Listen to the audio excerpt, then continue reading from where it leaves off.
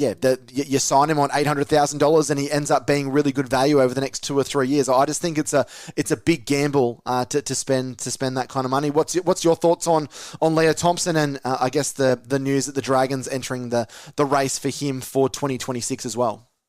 Yeah, that was my question. Just to confirm, this is not for next year. This is for 2026. Yeah. Okay. So most people are saying it's a race.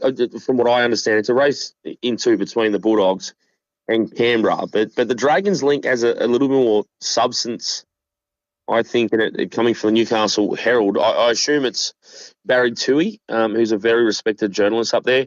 It's a good signing, but it's not for 2025, and particularly for the amount of money that other clubs are willing to throw at him. The Dragons desperately need a big bopper for next year, and he's definitely at Newcastle for 2025. It's at that point now. I don't know whether that signing's going to come from for the Dragons for the upcoming season.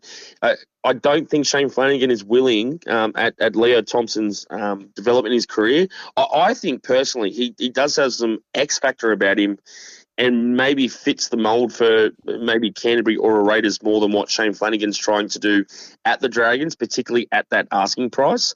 If he can get that out of Canberra, I can see at that money the Raiders saying yes.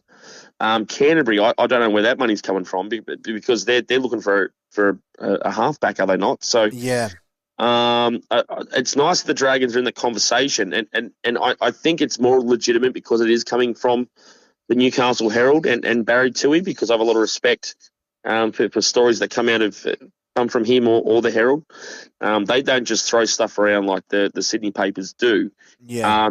But at that price for what the Dragons need, and it's a little bit more immediate than 2026, considering the fact that without throwing a couple of fan corner questions out of the cot here, I do think that the Dragons might scoff at his asking price if it is that high, and they've got to wait 12 more months to get him. He is only 24. There's a lot of development in him. But I think the price and the fact that they're not going to get him early, which I think is 100% guaranteed, that he will not leave. He needs to play a role for the Knights. The Knights are happy. I think there's a handshake there saying, look, no, everything's good. You're a good kid. Thanks for your time. He likes the club, but he's just moving on because some of the offers he's got is almost doubled what he's currently getting at Newcastle. So, yeah, it's nice on paper, but it's not the right move for the Dragons right now, especially after the wait. They have to wait another season to get him, and if at that price, I mean that's I agree with you. That's too much. And yeah, we'll talk about Loco Tonga in just a moment because we've got some news on him. But you don't know what you're going to get out of some of the guys coming through the lower grades as well.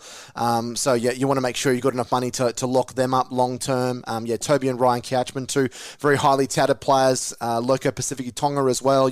I know he's not a prop forward, but guys like Jacob Halangahu, Hamish Stewart coming through that system, Dylan Egan. So there's plenty of kind of bodies around there. I think you just got to be patient as well. You can't overpay for players.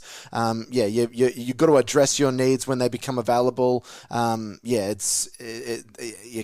can't be